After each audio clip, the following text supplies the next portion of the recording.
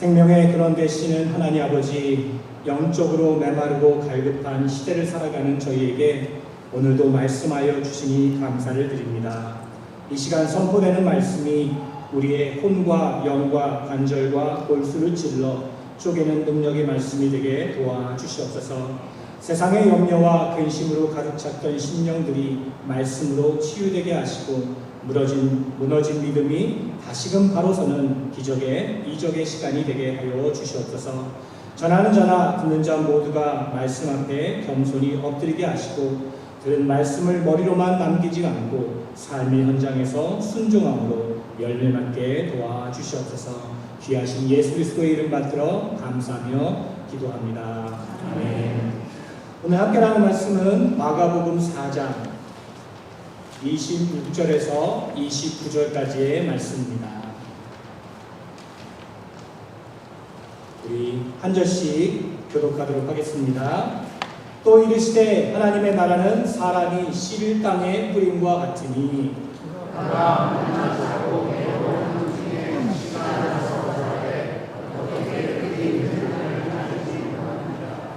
땅이 스스로 열매를 맺되 처음에는 싹이요 다음에는 이삭이요 그 다음에는 이삭의 춘실한 곡식이라.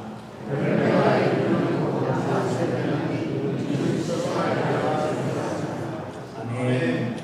여러분, 마가복음 4장은 마태복음 13장과 같이 천국에 대한 말씀을 해주고 있습니다. 비유로 해서 천국은 어느 곳인가 어떤 것인가 라고 하면서 비유를 해주고 있는데요. 이 마가복음 4장을 이해하려면 이 마태복음을 좀 보면서 이해하면 조금 더 이해가 될 것입니다.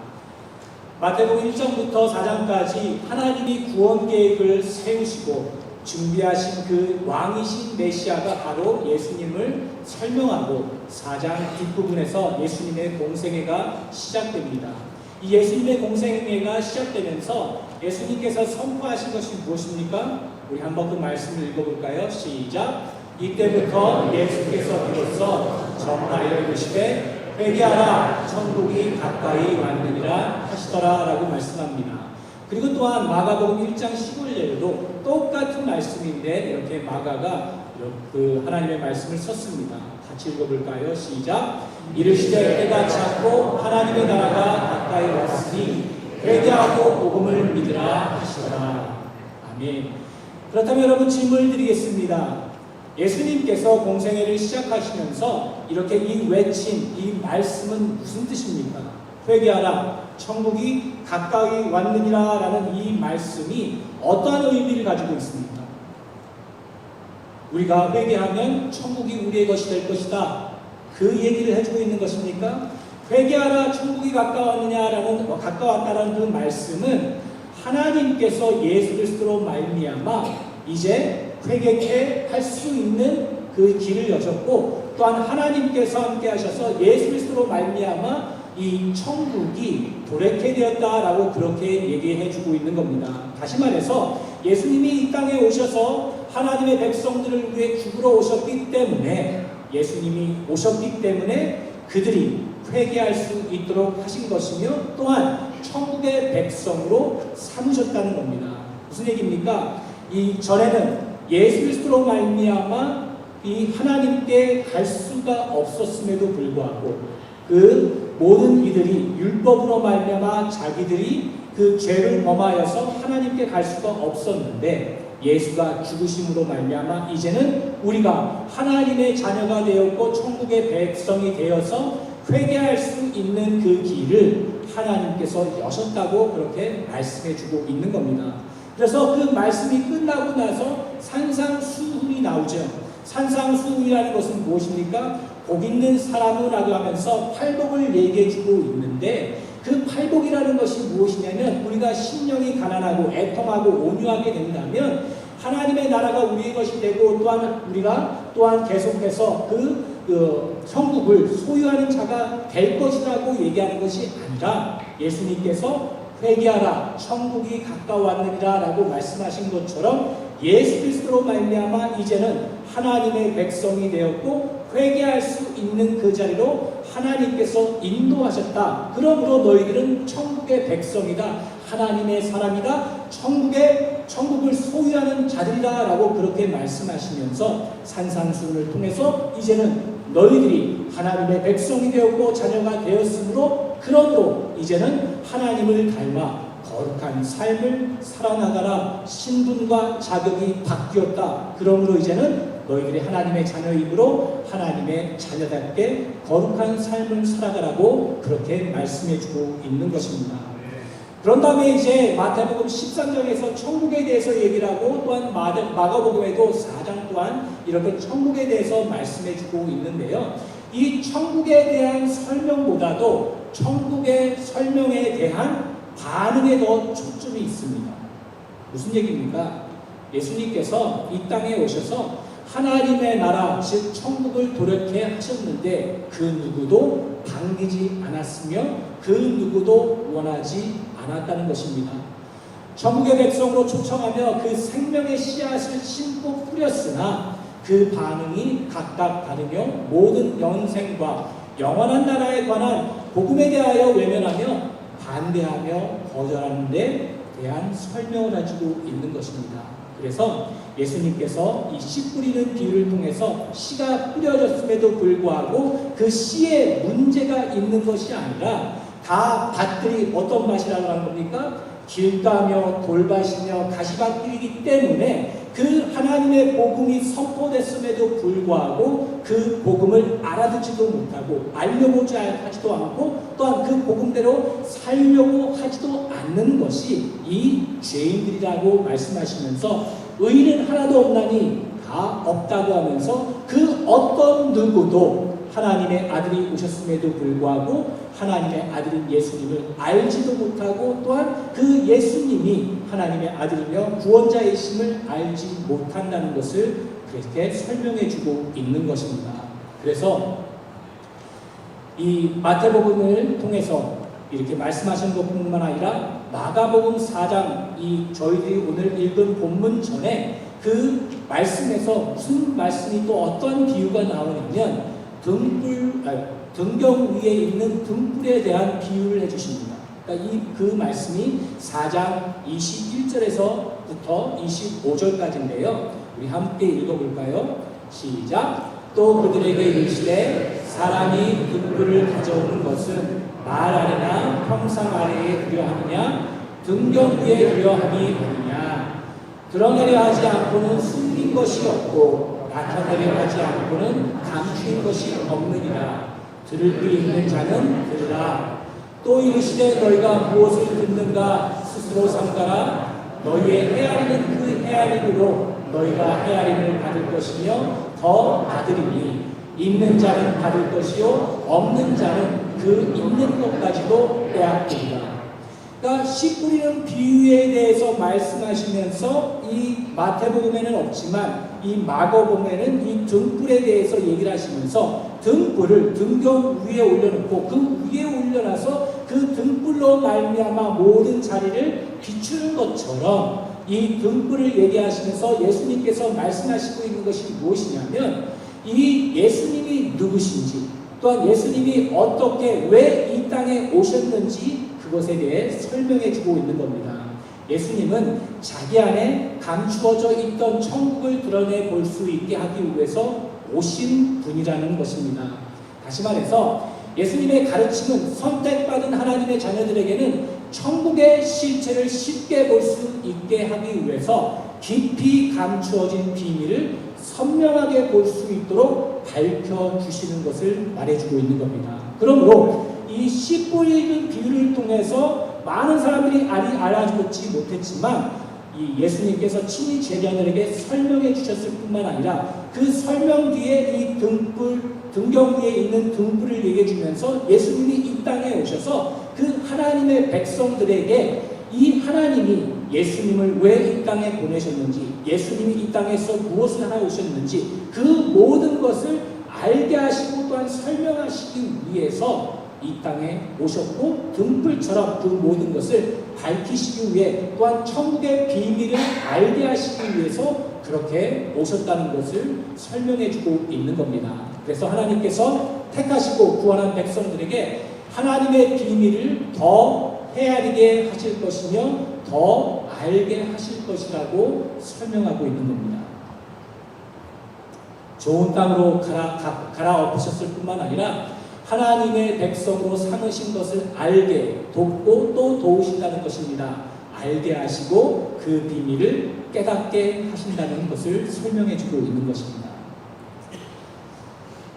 그런 다음에 오늘 본문이 나오는데요. 이 본문에 대한 말씀은 하나님의 나라가 이 땅에 들어오게 되고 또한 하나님의 나라가 확장될 것이다라는 그 메시지도 있지만 이 본문에서 얘기해 주고 있는 것은 무엇이냐면 하나님의 백성들은 하나님께서 자라나게 하신다라는 것을 설명해 주고 있습니다. 그런데 하나님이 우리를 어떻게 자라나게 하십니까? 그래서 26절을 보게 되면요. 이 씨가 땅에 뿌리음과 같다고 합니다. 땅에 묻혔다는 것입니다. 다시 말해서 하나님이 부르시고 구원한 백성들은 세상에 삼키어 있고 세상 속에 묻혀 있는 것과 같이 그런 삶을 살고 있다고 말씀해 주고 있는 것인데요. 우리는 예수님을 믿고 나면 예수님 믿는 표가 그리고 다르게 말하자면 곡식은 가라지와 다르게 보호를 받는다거나 아니면 무슨 구별되는 환경과 조건에서 대우를 받을 것이라는 생각을 하고 또한 그런 삶을 살게 될 것이라고 착각하며 살아갑니다. 여러분 지난주에도 보았듯이 마태복음 13장 24절에서 30절까지 곡식과 가라지가 이 세상에 또한 심지어 교회에서도 함께 자란다고 생각하죠. 그래서 여기서 말씀해주고 있는 것은 무엇이냐면 우리가 곡식인데도 불구하고 하나님의 백성인데도 불구하고 곡식과 같이 자라며 또한 다른 사람들보다 더욱더 이 세상에 어떠한 축복을 받고 그 이 세상에서 어떠한 능력을 받고 살고 있지 않다는 것입니다. 무슨 얘기입니까? 아니 예수님 믿으면 예수 믿는 사람들은 다 성경에서 나온 것처럼 하나님께서 정하셨으니까 120살까지 다 살고 그렇죠? 이 예수님 믿지 않는 사람들은 60세까지만 살고 그러면 너무 좋잖아요. 그렇죠? 그럼도 예수님 믿어야 되는구나. 120살까지 사니까. 그렇죠? 그리고 또한 예수님 믿으면 자녀들이 다 하버드 가요. 다 스탠포드 가요. 그렇죠? 그리고 예수님 믿으면 건강해요. 사업이 잘 돼요. 이런 모든 것들이 그렇게 드러나지 않는다는 겁니다. 가라지와 같이 똑같이 그러한 삶이 살아가는 것이며 씨가 마치 이 땅에 묻혀 있는 것처럼 그러한 삶을 살고 있다는 것을 설명해 주고 있는 겁니다. 우리는 하나님의 자녀요 하나님의 백성에도 불구하고 세상 속에 묻혀 있어서 세상적인 시각에서 볼 때 우리가 다르다는 것이 드러나질 않는다는 겁니다. 그래서 27절을 보게 되면 그가 밤낮 자고 깨고 하는 중에 씨가 나서 자라되 어떻게 그리 되는지를 알지 못하느니라. 우리가 그렇게 겉모양으로 또한 겉모습으로 그 모든 것들이 변한 것 같지 않지만 성경에서 얘기해 주는 것은 무엇입니까? 밤낮으로 자고 깨고 하는 중에 우리가 자라난다고 합니다. 그 씨가. 어느 때 씨가 자라는데 이것은 무조건 자란다는 개념이 아니라 하나님이 하나님의 열심으로 그 하나님의 백성들을 자라나게 하신다는 것입니다. 씨가 자라날 때 그냥 자라나나요? 그냥 씨를 딱 뿌려버리면은 그냥 자라나요? 아니죠. 햇빛과 땅과 비와 거름을 통해서 뿌리를 내리고 줄기를 뻗어 비바람과 추위와 더위와 이 모든 것을 겪으면서 자라나는 것입니다. 하루아침에 자라는 것이 아니라 기나긴 세월 동안 자라납니다. 하나님께서는 하나님의 백성들을 자라나게 하시는데 무조건 그냥 자라나게 하시는 것이 아니라 우리를 사랑으로 품으시고 붙드시고 격려하시고 때로는 회초리를 들어 혼내시며 우리를 자라나게 하신다는 것을 말씀해 주고 있습니다. 우리가 하나님의 백성이고 또한 자녀라면 하나님이 우리를 그냥 내버려 두시지 않고 자라나게 하신다는 것입니다. 하나님께서 우리의 삶에 개입하시고 간섭하시고 또한 칭찬도 하시고 혼을 내시면서 우리를 자라나게 하신다는 겁니다. 그래서 28장을 보게 되면요. 땅이 스스로 열매를 맺되 처음에는 싹이요, 그 다음에는 이삭이요, 그 다음에는 이삭의 충실한 곡식이라. 농부는 씨를 뿌리지만 식물을 자라게 하는 것은 농부의 힘이 아니라는 말씀이며, 이 싹이 이삭이 되고 또한 열매를 맺는 것은 이렇게 하나님께서 하나님의 은혜와 성령의 역사를 통해서 또한 이루신다는 것입니다. 인간의 노력이나 지혜로 구원을 이루는 것이 아니라 오직 하나님께서 생명을 주시고 다스리신다는 것을 또한 이 진리를 얘기해 주고 있습니다. 하나님이 우리의 신분을 바꾸어 주셨을 뿐만 아니라 천국의 자녀들로서 자라날 수 있도록 하나님으로부터만 생명의 내용과 성장하는 그 모든 필요한 것들을 공급하고 있음을 말씀하고 있습니다.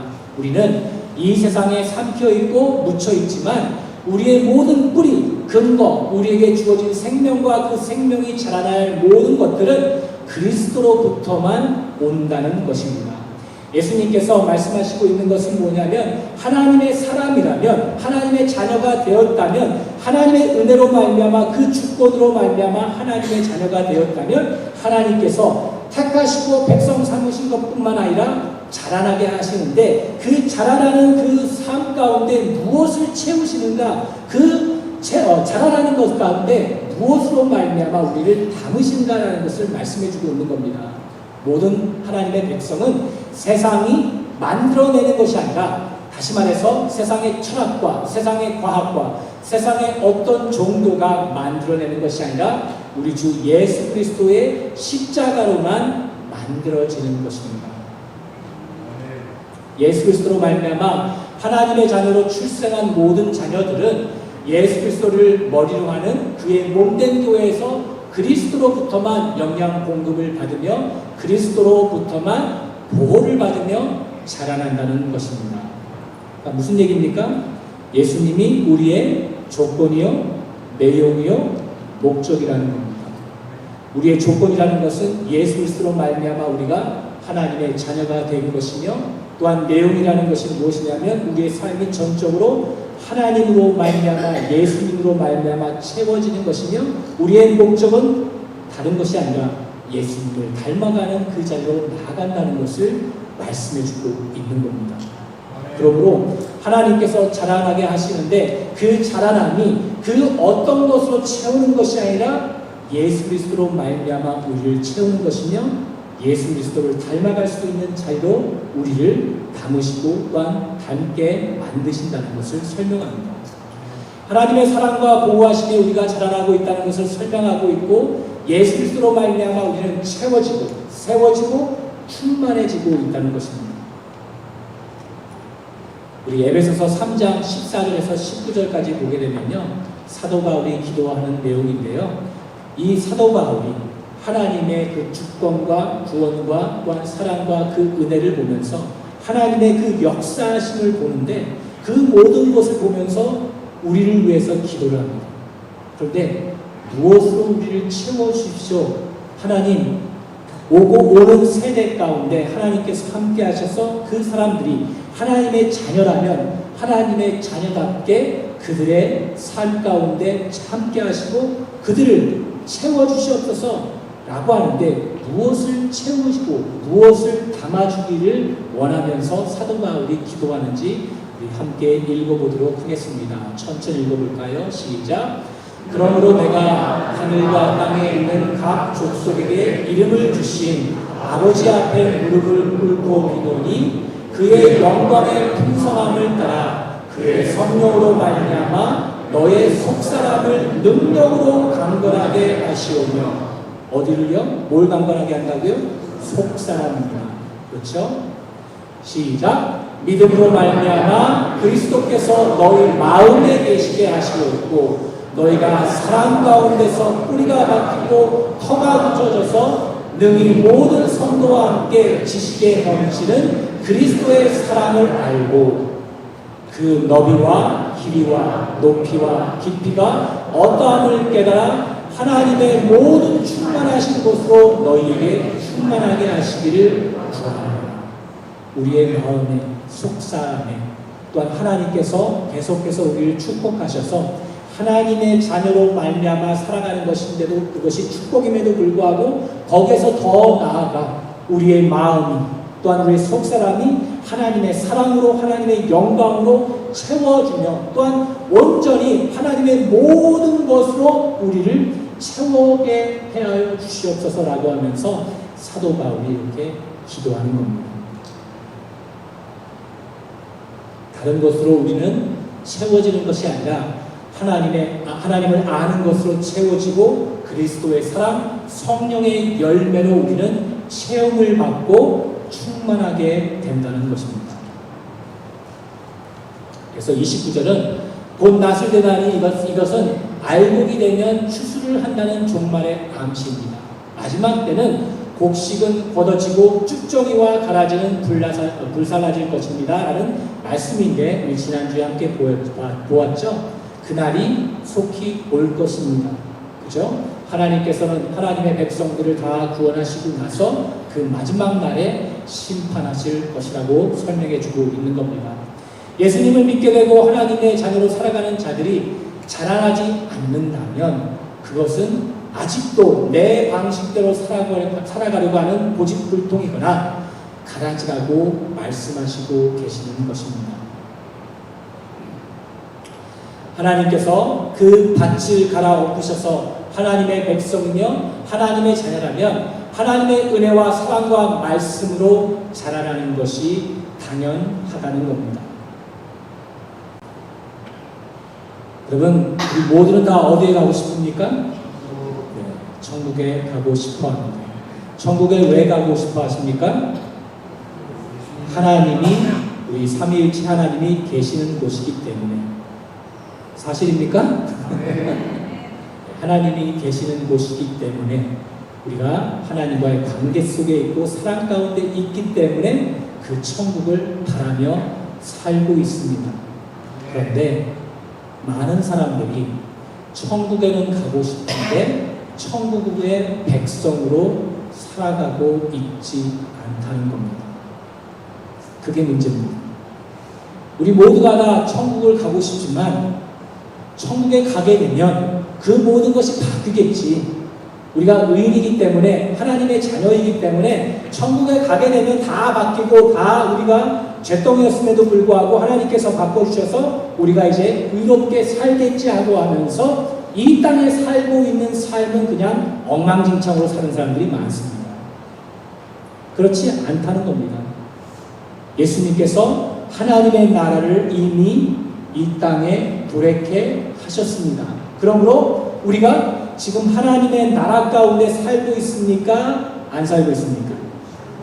살고 있습니다. 아직 완성되지 않았지만 하나님의 나라는 뭐라고 했습니까? 바실레이아라고 해서 하나님의 통치가 있는 것이며 하나님의 임재가 있는 것입니다. 그러므로 우리 안에 누가 임재하고 계십니까? 성령 하나님이 임재하시고 그 삼위일체 하나님께서 우리에게 임재하여 주셔서 우리와 함께 계십니다. 그러므로 우리가 어디에 있든지 간에 우리는 지금 어디에 살고 있는 것입니까? 천국의 하나님의 나라에 하나님의 임재 가운데 다스림에 살고 있습니다. 그러므로 우리는 나중에 천국 가게 되면 우리의 생명이 다 하고 나면 천국 가게 되면 그 모든 것이 바뀔 것이고 그때는 우리가 하나님을 닮아서 그러한 삶을 살겠지가 아니라 진정으로 우리가 하나님의 그 관계 속에 친밀함의 사랑과 거룩함에 있다면 우리가 진정한 하나님의 자녀이며 하나님의 백성이라면 우리의 마음속에 계속해서 성령을 통해서 오를 잡고 계속해서 우리에게 강조하시고 우리를 더 붙드시며 인도하십니다. 예수님을 닮아가는 그 길, 거룩한 삶을 살아가게 하는 그 길을 하나님께서 인도하시고 역사하신다는 겁니다. 그러므로 하나님의 자녀가 되었고 하나님의 백성이 되었다면 그 하나님께로 말미암아 받는 그 모든 성령의 열매 또한 하나님께서 주시는 그 하나님의 모든 충만한 것으로 말미암아 우리의 삶이 채워져 나간다는 겁니다. 만약에 그것이 채워나가지 않고 20년 전, 30년 전, 50년 전 예수님을 믿었다고 그렇게 고백한 것과 그 날과 아직도 똑같은 삶을 살고 있다면 우리는 고집불통이나 아니면 곡식이 아니라 가라지라는 겁니다. 날마다의 삶이 예수님을 닮아가는 삶이 없다면 우리는 우리 자신에게 물어봐야 됩니다. 예수님을 닮아가는 그 삶은 그냥 하나님께서 그냥 던져주시는 것이 아니라 우리의 모든 고난과 고통과 어려움과 슬픔과 기쁨과 우리의 삶의 모든 것을 통해서 또한 말씀을 통해서 성령을 통해서 하나님께서 채워주십니다. 그렇죠? 아멘. 그래서 이런 예화가 있습니다. 예화를 하시니까 이제 눈을 뜨셔야 됩니다. 어느 화려한 왕궁의 복도에는 아주 매끄럽고 아름답게 조각된 대리석 석상이 세워져 있었고 그 앞 바닥에는 평평한 대리석 타일들이 깔려 있었습니다. 매일 수많은 사람이 왕궁에 들어가 바닥 타일을 밟고 지나가며 석상의 아름다움을 극찬했습니다. 밤이 되자 사람들에게 짓밟힌 바닥 대리석들이 석상을 향해 질투 섞인 불평을 털어놓았습니다. 이봐, 너와 나는 원래 같은 산에서 나온 똑같은 대리석이잖아. 그런데 왜 사람들은 나는 매일 발로 짓밟고 너 앞에서는 고개를 숙이며 감탄하는 거지? 이건 너무 궁금해. 그러자 아름다운 석상이 조용히 대답했습니다. 기억나니? 조각가가 처음에 정과 망치를 들고 왔을 때 너는 조금만 다듬으려 해도 아프다고 깨지고 부서져 버렸잖아. 그래서 조각가는 너를 평평하게 잘라 바닥에 깔 수밖에 없었어. 하지만 나는 조각가의 무수한 정질과 아픈 칼날을 끝까지 견뎌냈단다. 내가 받은 그 정질의 고통이 나를 이 모습으로 만든 거야. 하나님께서 우리를 사랑하셔서 하나님의 백성 삼으시고 자녀 삼으셨습니다. 그렇다면 하나님의 자녀 삼으시고 백성 삼으셨다면 하나님께서 그냥 우리를 그냥 내버려 두시지 않는다는 겁니다. 무슨 얘기입니까? 하나님께서는 우리 하나님의 자녀가 된 하나님의 백성 된 우리를 그냥 내버려 두시지 않으시고 전적으로 예수님을 닮아가는 그 자리로 인도하신다는 겁니다. 고난을 통해서, 아픔을 통해서, 또한 기쁨을 통해서, 말씀을 통해서, 성령을 통해서 우리를 이끌어 나가셔서 우리를 채우시고 우리에게 그 마음의 사랑과 긍휼과 자비와 용서와 성령의 열매를 채우시면서 더욱더 하나님을 의지하며 더욱더 하나님을 닮아가는 그 자리로 인도하신다는 것입니다. 하나님은 우리가 단순히 천국에 들어가기만 하는 것을 원하는 것이 아니라 이 땅에서 그리고 천국에서 하나님을 닮은 자로 세워지기를 원하시는 것입니다. 하나님 나라에 들어간다는 것은 장소와 환경적 보상만으로서만이 아니고 우리나라는 하나님 나라의 구성원인 하나님의 백성의 완성이라는 것이 하나님 나라의 가장 중요한 완성의 목표라는 것을 포함하고 있는 것입니다. 하나님의 목적하시는 것은 뭐라고요? 우리이며 나 자신입니다. 무엇보다도 하나님께서 말씀을 통해서 우리에게 무엇인가 일할 것을 요구하기보다 우리 자신을 목표로 삼으시는 것입니다. 하나님께서 목표하시고 하나님께서 바라시고 원하시는 것은 우리 모두가 다 천국의 백성으로 천국의 백성답게 하나님을 닮아 하나님으로 말미암아 늘 우리의 마음을 채우며 사랑과 겸손과 또한 온유와 자비와 긍휼과 그 모든 것을 채워나가며 전적으로 예수님 닮기를 하나님께서는 바라시고 원하시는 것입니다. 여러분 천국을 바라고 또한 원하신다면 그 천국은 장소가 아니며 관계이며 사랑이며 거룩함이며 하나님과의 그 친밀한 속에 들어가는 것이며 그 천국이라는 곳은 하나님의 자녀들 즉 예수님을 닮고 하나님의 임재 가운데 있는 그곳이 바로 천국이라는 것입니다. 그렇게 준비도 안 하고 또한 그 마음에도 없고 또한 그냥 천국만 바라며 천국에 들어가기만을 원한다면 우리 자신에게 질문을 해야 되며 내가 정말로 예수님을 믿고 구원받은 백성으로 하나님의 자녀인가라는 것을 질문하면서 우리가 다시금 하나님께로 나아가야 된다는 것입니다. 하나님의 자녀라면, 하나님의 백성이라면 오늘도 하나님께서 채우시는 그 성령의 열매를 맺으며 살아가시기를 간절히 축원합니다. 아멘. 기도하겠습니다. 하나님 감사합니다. 오늘도 우리를 붙드시고 오늘도 우리와 함께 하시니 정말 감사합니다. 말씀을 통해 하나님의 나라의 비밀과 주님의 주권적인 일하심을 깨닫게 하시니 감사합니다.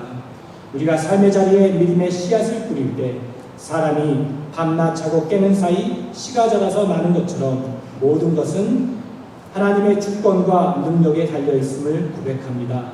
때로는 눈에 보이는 변화가 없고 우리의 노력이 헛되어 보일지라도 땅이 스스로 열매를 맺게 하시는 하나님의 신실하심을 온전히 신뢰하며 또한 하나님께로 나아갈 수 있도록 도와주시옵소서. 자라게 하시는 분은 오직 하나님이심을 믿고 조급한 마음을 내려놓게 도와주시옵소서. 싹이 나고 이삭의 충실한 곡식이 맺히기까지 믿음의 인내로 우리의 자리를 지키게 도와주시옵소서. 천국의 백성으로 백성답게 하나님의 말씀 가운데 살아나가며 풍성한 열매를 맺을 수 있도록 주님 도와주시옵소서. 우리의 삶의 주인이시며 우리를 통치하시고 우리를 품으시고 늘 사랑한다 고백하시는 거룩하신 예수님의 이름으로 감사하며 기도합니다. 아멘.